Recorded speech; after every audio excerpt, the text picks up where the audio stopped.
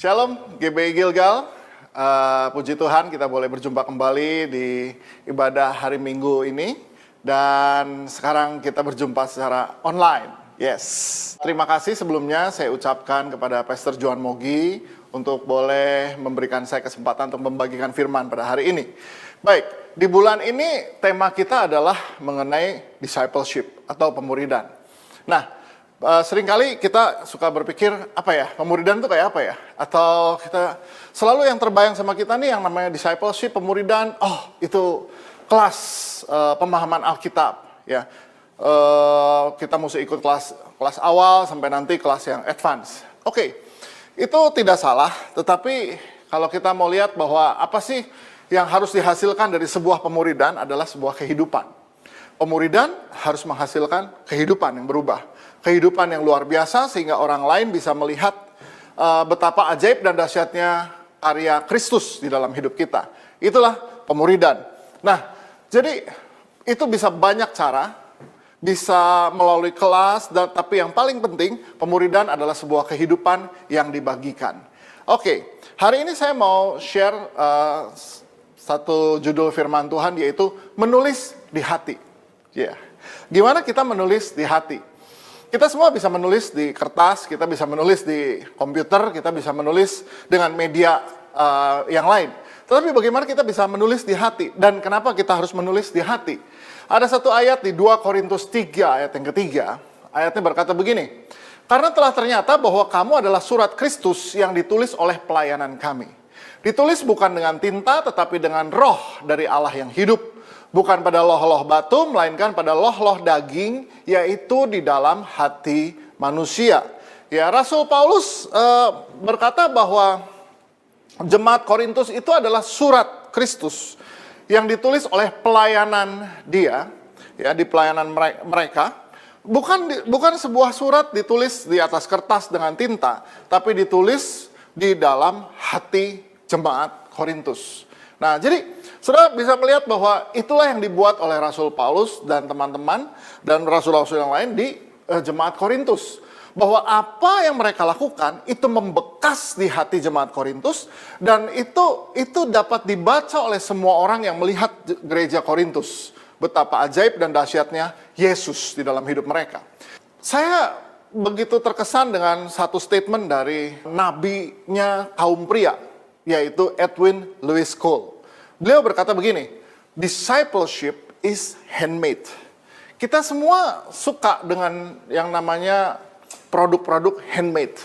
Semua barang yang disebut handmade, mulai apapun, ya termasuk sepeda tentunya, yang handmade itu selalu lebih eksklusif, lebih mahal dan perlu proses untuk membuatnya, karena itu buatan tangan, ya nggak dibuat dengan mesin. Nah, demikian pula dengan pemuridan. Bagaimana menulis di hati manusia itu adalah proses handmade. Itu adalah proses yang memerlukan waktu dan kesabaran yang luar biasa dan kecermatan dan ketelitian serta keluasan hati kita untuk melakukannya. Oke, dan saya menemukan prinsip bahwa kalau kita menabur hati, maka kita juga akan menuai hati. Bahwa apa yang kita lakukan untuk orang-orang yang kita bimbing, orang-orang yang kita muridkan, orang-orang yang kita layani, itu harus dengan hati. Karena kalau kita menabur hati, kita juga akan menuai hati dari mereka. Nah, bagaimana kita menabur hati sehingga kita bisa menuai hati dari hidup mereka? Ini adalah proses pemuridan yang menulis di hati itu. Kita perlu filling the heart, ya, mengisi hati mereka. Nah, jadi gimana sih hati orang bisa terisi? Bahwa paling tidak ada 3 hal yang kita bisa buat di dalam kehidupan mereka. Yang pertama adalah support, ya. Yang kedua adalah membangun confidence mereka. Yang ketiga, memberikan mereka ada hope, ada harapan.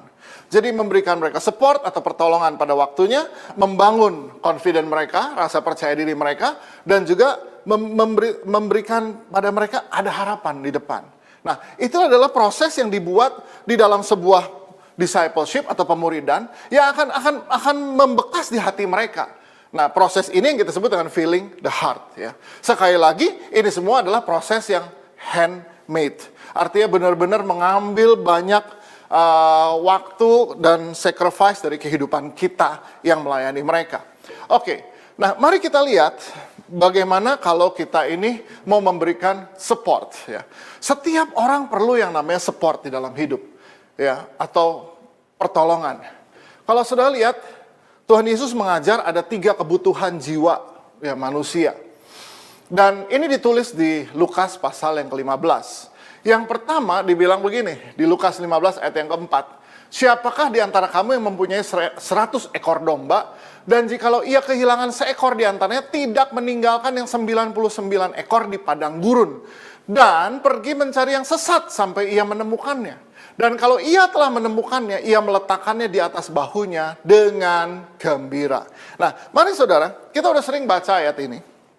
Dan ini perumpamaan yang Tuhan Yesus ajarkan mengenai domba yang hilang. Kalau punya 100, hilang 1, 99 dia tinggalkan.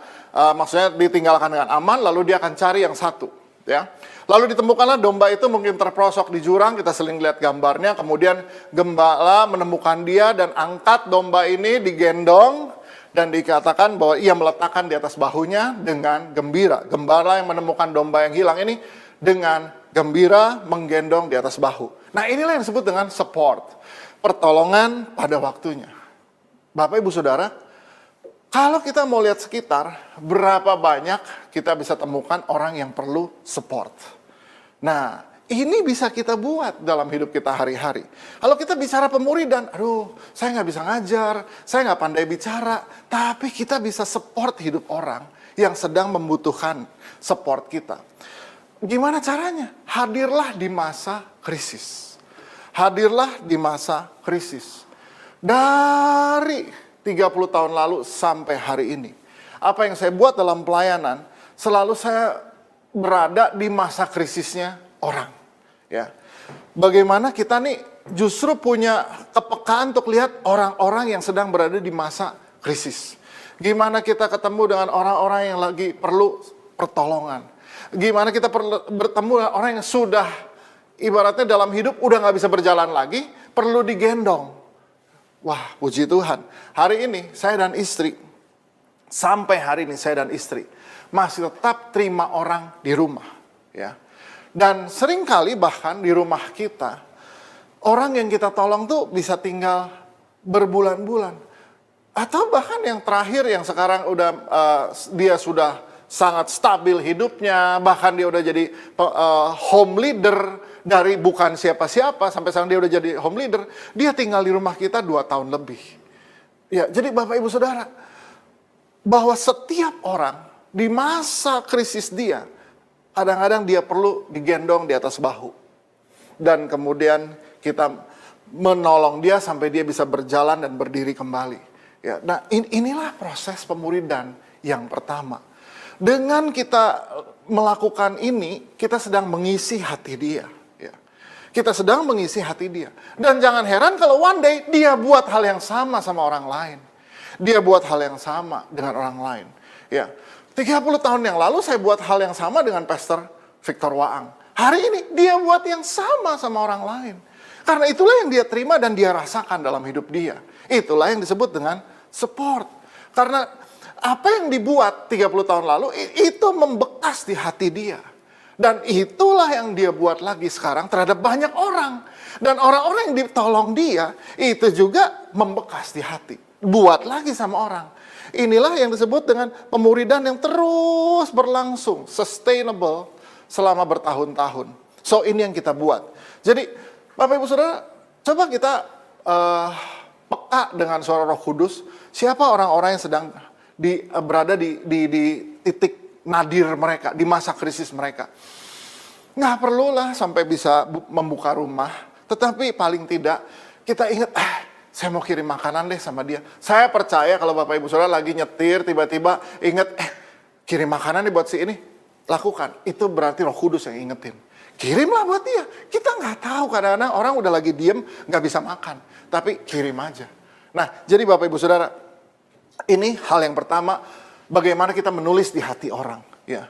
Nah, yang kedua, bagaimana proses pemuridan dengan menulis di hati orang ini, ya, proses mengisi hati orang. Yang kedua adalah confident. Yaitu membangun rasa percaya diri dia.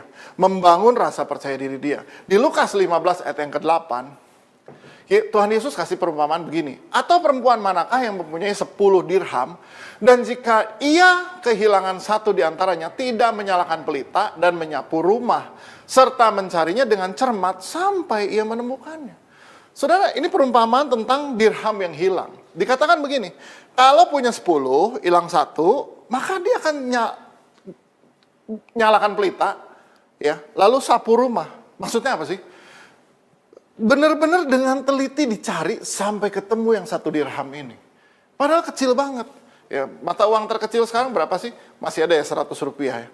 Coba Bapak Ibu Saudara pergi ke bank, mau menabung 1 juta rupiah. Dan terdiri dari banyak pecahan uang. Ada uang kertas, juga ada uang logam. Dan dari banyak pecahan. Nah, ketika kasir bank menghitung uang kita, ternyata jumlahnya adalah 999.900, kurang 100 rupiah. Maka dia akan tuliskan 999.900. Lalu kita bilang, aduh Bu, kurang 100 rupiah aja, buletin aja 1 juta. Nggak bisa.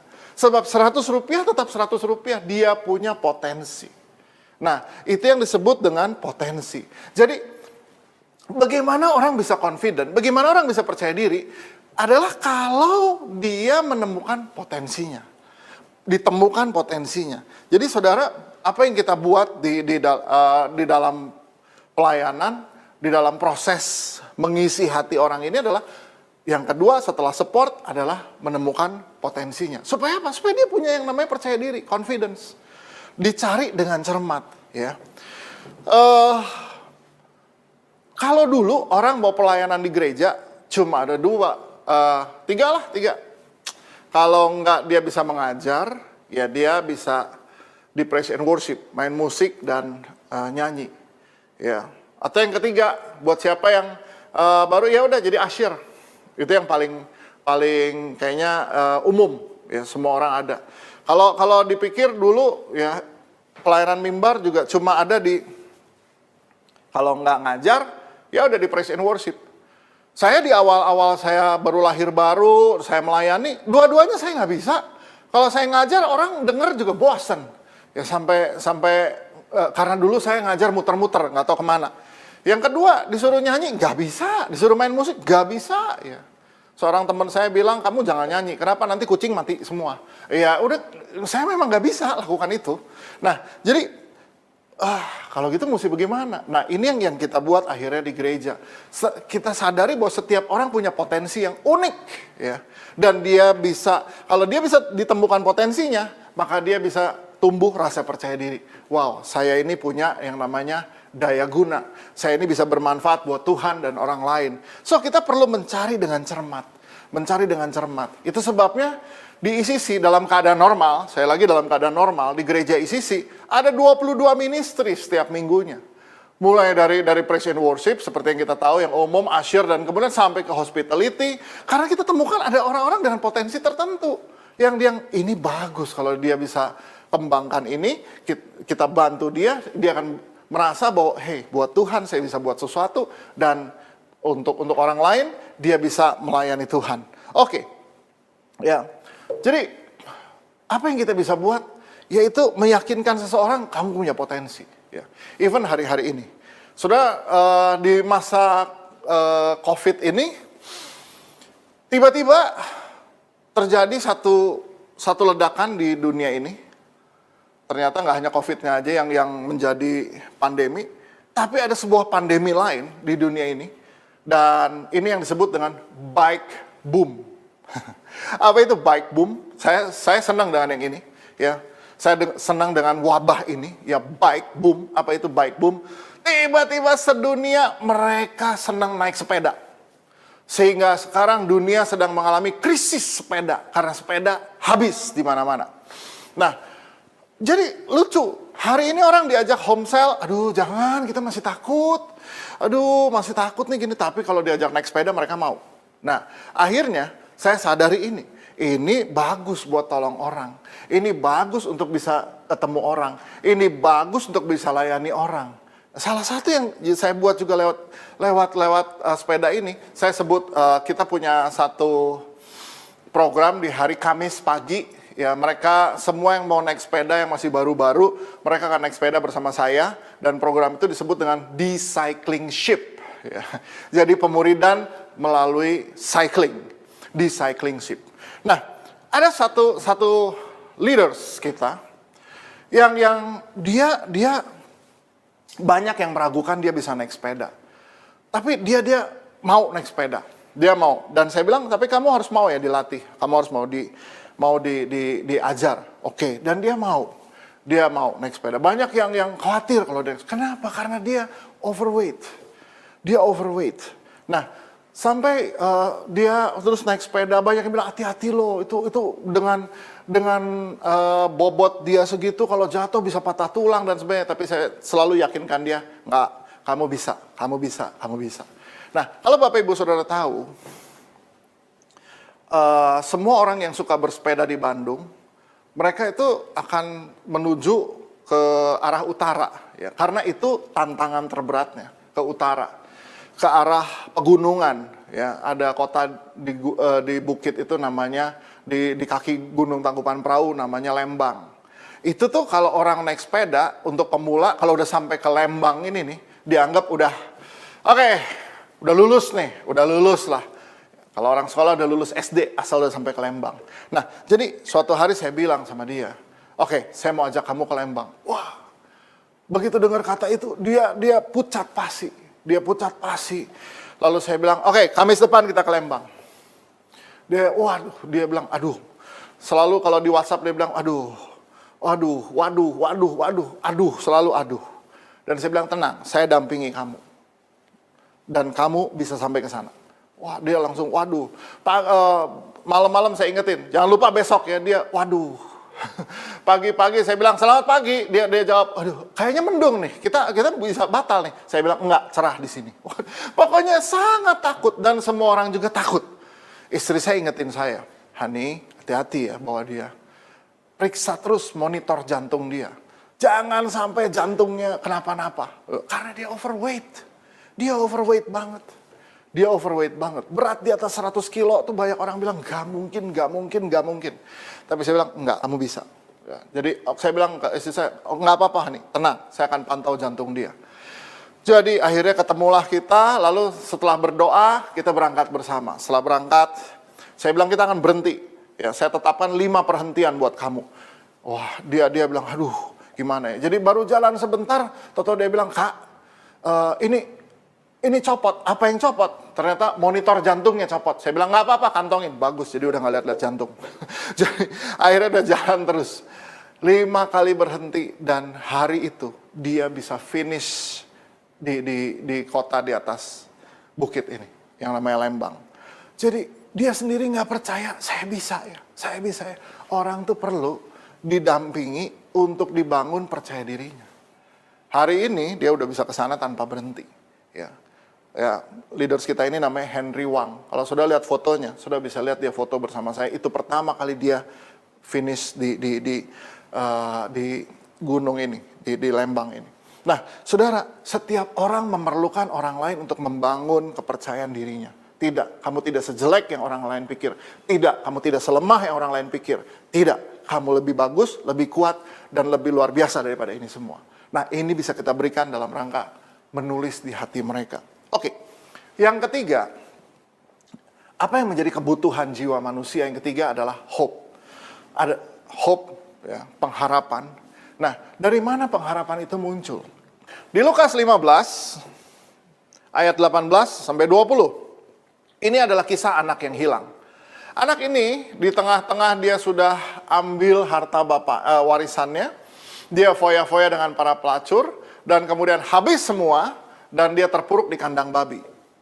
Di kandang babi dia berpikir, aku akan bangkit dan pergi kepada bapakku. Dan berkata kepadanya, Bapa, aku telah berdosa terhadap sorga dan terhadap Bapa. Aku tidak layak lagi disebutkan anak Bapa. Jadikanlah aku sebagai salah seorang upahan Bapa. Maka bangkitlah ia dan pergi kepada bapaknya. Ketika ia masih jauh, ayahnya telah melihatnya. Lalu tergeraklah hatinya oleh belas kasihan Ayahnya itu berlari mendapatkan dia, lalu merangkul dan mencium dia. Saudara, anak ini di kandang babi masih bisa berpikir saya mau pulang ke rumah bapak. Kenapa dia berani berpikir itu? Karena dia masih punya yang namanya hope. Dia masih punya pengharapan. Dia masih punya pengharapan. Apa yang dia menjadi dasar pengharapan dia? Bahwa bapaknya masih mau menerima dia di rumah. Saudara, hari ini ada banyak orang yang terpuruk. Ada banyak orang yang jatuh dalam dosa yang dalam. Ada banyak orang yang gagal dalam hidup. Nah, apa yang kita bisa buat untuk menulis di hati mereka? Apa yang kita bisa buat untuk feeling the heart, ya? Berikan mereka hope, ya. Bahwa sejauh apapun kamu udah gagal, sejauh apapun kamu udah jatuh, kalau kamu mau balik sama Tuhan, selalu ada harapan. Kenapa? Karena Tuhan gak pernah buang kamu. Ini perlu kita terus tanamkan sama orang-orang yang ada bersama kita. Tuhan gak pernah buang kamu. Segagal apapun kamu, sejatuh apapun kamu, Tuhan gak pernah buang kamu. Ya, sekalipun kamu ini udah lebih buruk daripada kandang babi, tapi selama kamu masih mau kembali ke rumah Bapak, Bapak akan terima kamu. Dan masih ada harapan di depan. Saudara, makanya di zaman dulu saya belum ngerti. Waktu saya masih kuliah, tuh pembimbing saya di kampus bilang begini, Nala, kalau kamu mau jadi pembimbing, jangan jadi malaikat. Justru orang ini pengen denger gimana kisah orang gagal dan bisa berdiri dan berlari lagi. Jadi justru kenapa mereka bisa punya hope? Karena mereka tahu, oh ternyata kasih Bapa tuh nggak pernah berhenti. Tuh kita lihat pembimbing kita, pemimpin kita juga Tuhan tetap angkat dia, tetap Tuhan pulihkan dia. Jadi kesaksian kita nih gimana yang pernah gagal dan berdiri, itu akan membangun hope di banyak orang. Kalau Tuhan bisa berbuat itu sama dia, Tuhan juga bisa berbuat ini dengan hidup saya. Saudara, dunia ini memerlukan yang namanya hope. Ya. Dan dari mana dasar pengharapan kita? Bahwa Tuhan masih menerima kita. Separah apapun kegagalan kita, seputus asa apapun kita hari ini, masih ada pengharapan. Kenapa? Karena Bapak tidak pernah buang kita. Jadi ini perlu ditanam terus. Nah saudara, lihat 3 hal ini. Support, confidence, and hope. Selalu kita bilang, tenang, sebangkrut apapun kamu hari ini. Lari sama Bapak. Dia akan selalu tetap merangkul kamu dan masih ada harapan di masa depan. Selama sama Bapak, selama kamu masih sama Bapak di surga, selalu ada harapan di depan. Nah, ini yang bisa kita berikan sama mereka. Jadi, lewat kisah hidup saya justru banyak menguatkan orang-orang yang hari ini berada di titik gagal mereka. Di banyak drama kehidupan mereka, saya selalu bilang, tenang, masih ada harapan ke depan. Selama kamu mau ikutin jalannya Tuhan, masih ada harapan di depan. Come on, ya. Dan puji Tuhan, kalau saya pernah menjadi orang yang gagal, dan puji Tuhan hari ini, kalau saya bisa menjadi orang seperti hari ini. Oke, nah, hal yang terakhir, orang suka nanya, oke, kalau gitu, siapa ya orang yang saya mesti muridkan? Siapa lah ya orang yang saya harus isi hatinya, yang saya harus tulisi hatinya nih, siapa? Nah, mari kita lihat, firman Tuhan mengajar kita mengenai ciri-ciri orang yang bisa menjadi murid. Ya. Yesaya 50 ayat yang keempat, ayatnya berkata begini, Tuhan Allah telah memberikan padaku lidah seorang murid, supaya dengan perkataan aku dapat memberi semangat baru kepada orang yang letih lesu. Setiap pagi ia mempertajam pendengaranku untuk mendengar seperti seorang murid. Lucu ya, kalau lidah tuh diberikan, tapi kalau telinga dipertajam tiap pagi. Ya, jadi kesimpulannya, untuk bicara, banyak orang bisa bicara. Tapi banyak orang telinganya udah tumpul untuk dengar. Jadi murid itu selalu punya 2. 1 dia punya lidah, 2 dia punya telinga. Lidah untuk menguatkan orang. Ya, selalu berkata yang membangun orang yang udah letih lesu. Dan yang kedua, telinganya. Telinga yang tajam untuk mendengar. Oke, terus kayak apa nih orang yang kayak gini bisa kita temukan? Ya, orang yang lidahnya membangun orang, telinganya tajam untuk mendengar, nih kayak apa sih? Oke, mari kita lihat 3 ciri seorang murid. Yang pertama, dia itu orang yang willing to learn. Ya. Dia willing to learn. Dia tuh memang punya willing tuh apa ya? Bukan hanya mau, tapi niat gitu loh. Kalau dalam bahasa Indonesia tuh niat tuh lebih dari mau. Niat untuk belajar. Aduh, saya sering banget ketemu sama orang yang berkata, Kak, atau Pastor, saya pengen dimuridin. Oke, boleh, anytime. Saya bilang, ayo. Jadi, saya ada di sini kok, nggak kemana-mana. Jadi, orang-orang ini nih bisa kelihatan kok, dia nih niat apa enggak. Niat belajar apa enggak. Nanti kadang-kadang dia, boleh dong, Kak, saya minta waktunya. Boleh, oke, diaturin ya. Nanti sekretaris saya atur, oke. Oh, jadi udah nih, dia urusan atur jadwal. Suatu hari saya tanya ke sekretaris saya, si itu nggak jadi ketemu. Aduh, susah banget ngatur jadwal dia. Nanti dibilang, Kanala ada waktu nih hari gini. Oh, saya nggak bisa.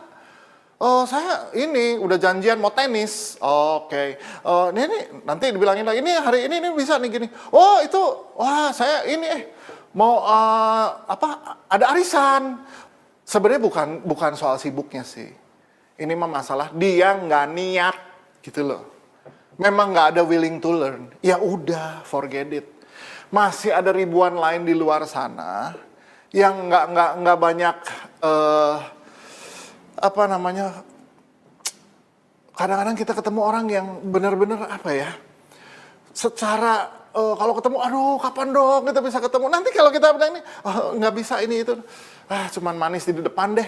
Nggak, masih banyak yang memang orang-orang membutuhkan, ya, orang-orang yang willing to learn itu masih banyak. Saya ketemu banyak orang yang willing to learn, ya. Dan saya nggak bosan-bosan untuk jawab pertanyaan mereka atau ngobrol dengan mereka. Dan kenapa? Karena mereka menunjukkan willing to learn. Di awal-awal saya mulai dimuridkan oleh Pastor Kong Hee dari City Harvest Church Singapura. Beliau, Pastor Kong Hee itu kadang-kadang dia dulu SMS ya, belum WhatsApp, SMS sama saya. Nala, kalau bisa kamu ke Singapura. Saya berusaha. Di masa itu kita nggak kayak hari ini. Susah untuk beli. Dan dia cuma bilang, kamu datang ke sini. Singapura mau bagaimana? Jalan kaki nggak bisa, berenang nggak bisa. Satu-satu jalan naik pesawat. Pesawat tiketnya mesti beli. Dan dulu kita belum kayak hari ini, susah. Bener-bener butuh pengorbanan. Tapi pengorbanan inilah menunjukkan kita ini willing to learn. Niat. Ya, nggak punya apa-apa. Kadang-kadang cuman duduk di food court, cuman makan kue tiaw goreng satu, dah itu buat sampai malam. Nggak ada apa-apa lagi. Karena memang nggak punya apa-apa. Tapi keinginan untuk belajar itu lebih besar daripada keadaan kita waktu itu. Nah yang kedua adalah willing to change. Niat untuk berubah. Kelihatan nggak, pengen kelihatan nggak perubahannya? Oh, jadi saya dimuridkan, saya mesti belajar. Saya juga pengen berubah. Saya tunjukin saya mau berubah. Pulang saya juga, kita nih hidup saya mesti berubah. Gereja kita mesti berubah. Oh berarti apa aja yang mesti berubah? Makanya saya duduk kumpul lagi sama semua para leaders yang ada, leaders inti kita. Ini yang saya belajar mesti gini ini. Oh ya udah, ini kita rubah, ini kita ganti, ini kita stop, jangan bikin ini. Jadi harus tunjukin willing to change juga dalam hidup kita. Ya dalam sisi keuangan kita dimuridkan, saya dimuridkan. Oh kamu, saya masih ingat Pastor Kong Hee kasih nasihat sama saya, kalau dulu saya punya utang kartu kredit tuh, nggak kebayar. Dan dia ingetin, nggak bisa. Kalau kamu utang, ya kamu mesti tahu ada bedanya loan sama debt. Ya, debt itu kutuk. Kamu nggak bisa nih, kamu kayak gini jadi budak nih, kamu kayak gini. Jadi mesti beres loh. Jadi saya juga niat untuk berubah. Ya stop pakai kartu kredit kalau nggak bisa bayar. Ya nggak ada cicil-cicil gini-gini, udah stop aja. Pokoknya benar-benar change dalam pengeluaran. Dan saya diajarin sama Pastor Kong, selalu ajarin saya keep the good record. Ya, jadi sejak hari itu bon-bon nggak dibuang, dicatetin, ini keluarnya apa aja sampai jadi sehat. Ya, termasuk gereja kita. Ya puji Tuhan, dari Pastor Kong Hee kita dikenalin sama Brother John Avancini. Dia ajarin kita. Ya, tiap kali dia datang, dia bilang, saya mau gereja kamu diberkati Tuhan. Coba kalau kamu mau ngalamin breakthrough dalam financial juga harus mau diajar di situ. Dan kita open. Kita open semua, buku di open semua. Dia kalau datang dia bilang terjemahkan nih dari rupiah ke US dollars. Dia periksa keuangan kita satu-satu. Dia lihat, dia dimasukin ke layar lebar, dia lihat. Nanti dia tunjuk pakai pointer. Ini apa? Ini terlalu mahal. Coret. Ini apa? Ini terlalu besar. Kurangi. Dan kita willing to change. Nggak hanya learn, change. Dia pulang, kita buat. Yang dia bilang, ini jangan. Iya, ini jangan. Iya, ini kebesaran, kecilin. Dulu kita bangga. Kalau tiap bulan kita survive dengan mujizat. Siapa yang nggak senang dengan mujizat? Ini contohnya kalau keuangan ya, mujizat. Tapi kita dimuridkan, diajar sama dia. Oh nggak bisa, lalu kita suka, dulu saya bilang ini, wah puji Tuhan pastor. Tiap bulan kita berjalan di atas air nih, gitu loh. Wah, mujizat lah gitu. Dia cuma ketawa lalu dia bilang begini. Iya, tapi Tuhan Yesus nggak jalan di atas air tiap hari. Waduh, itu membuat kita berpikir. Saya terpukul banget dengan itu. Iya juga, Tuhan Yesus nggak jalan di atas air tiap hari. Ya. Jadi dengan kata lain, kamu harus bisa budgeting, kamu harus bisa manage, kamu bisa atur supaya semua balance. Ya. Dan dia bilang, ingat nama kamu sekarang, Nala balance the budget Widya. Ya. Jadi balance the budget is your middle name. Ya. Budget yang balance adalah nama tengah kamu. Kamu harus atur itu semua begitu. Mesti bersedia. Banyak orang doakan supaya financial breakthrough. Doakan kami. Kalau saya sih orang doakan, saya mau lihat kamu bikinnya gimana. Oh jangan, ini privacy. Oh ya udah, gimana? Cuman bisa didoain, tapi juga nggak willing to change. Nggak bisa. Mesti willing to change. Ya. Dan kalau mesti willing, mesti ada yang dibuka dan kita mesti bersedia dirubah. Oke, yang terakhir adalah willing to follow. Ya, willing to follow. Gimana dia bisa menangkap visi dan misi dan berjalan bersama-sama. Pemuridan itu bukan hubungan sehari 2 hari, bukan hubungan 1 tahun 2 tahun. Pemuridan adalah hubungan yang lifetime relationship. Willing to follow. Orang-orang yang bersama saya, mereka willing to follow. Berjalan bersama-sama. Saya dengan para bapak-bapak rohani saya willing to follow. Saya mau berjalan bersama mereka. Saya mau mengikuti jejak langkah mereka. Ya, apa yang mereka udah jalani bersama Tuhan Yesus.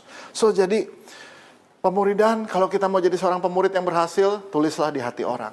Jangan hanya program, tapi benar-benar sebuah kehidupan yang dibagi, yang mengisi hati mereka. Ketika mereka perlu disupport, membangkitkan confidence mereka, memberikan mereka hope untuk masa depan. Bahwa Bapa di surga masih menerima kamu lah. Separah apapun keadaanmu, tenang, Bapa di surga tetap menerima engkau, berarti masih ada pengharapan di depan. Lalu bagaimana kita menjadi murid? Kalau kita dimuridkan, bagaimana kita menjadi murid? Bagaimana kita lihat juga ini orang bisa dimuridkan atau tidak? Lihat, dia willing to learn, dia willing to change, dia willing to follow. Oke? Bapak Ibu Saudara, ini yang saya bisa share hari ini. So, be a disciples, ya. Dan mari kita menulis di hati. Oke? Dan saya mau berdoa sekarang untuk setiap Bapak Ibu Saudara yang bersedia untuk dimuridkan. Yang pertama untuk bersedia dimuridkan. Dan yang kedua saya mau berdoa untuk Bapak Ibu Saudara juga yang mau mulai membagi hidup sama orang lain, mengisi hati mereka. Yuk kita tundukkan kepala. Berapa banyak yang berkata saya mau jadi murid? Taruh tangan kananmu di dada. Saya berdoa untuk Bapak Ibu Saudara sekarang. Berdoa supaya Tuhan, lidah kami adalah lidah yang membangun orang. Telinga kami, telinga yang tajam untuk mendengar. Hai boleh jadi orang-orang yang willing to learn, willing to change, dan willing to follow. Beri kami hati yang lemah lembut, tunduk dan taat pada orang-orang yang mau mengajar kami dan menjadi Bapa rohani dalam hidup kami. Terima kasih Tuhan, kami berdoa juga supaya kami boleh mengisi hati orang lain. Kami memuridkan orang lain dengan cara mengisi hati mereka. Beri kami hati yang peka, ya, untuk melihat orang-orang yang perlu ditolong, disupport. Bahwa kami juga untuk menolong mereka untuk menemukan percaya dirinya karena ada potensi yang bisa dibangkitkan. Dan kami percaya separah apapun keadaan orang, bahwa Bapa di surga masih membuka pintunya. Ada pengharapan di depan. Thank you Lord. Kami bersyukur buat hari ini. Dalam nama Yesus kami berdoa. Haleluya. Amin. God bless you. See you next time.